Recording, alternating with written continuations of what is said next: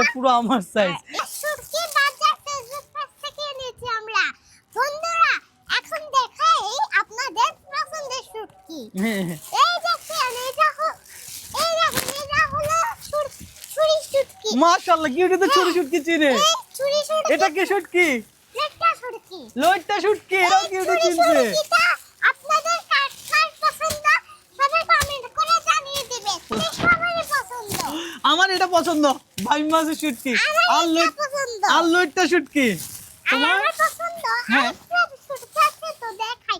এটা কি শুটকি জানেন বন্ধুরা?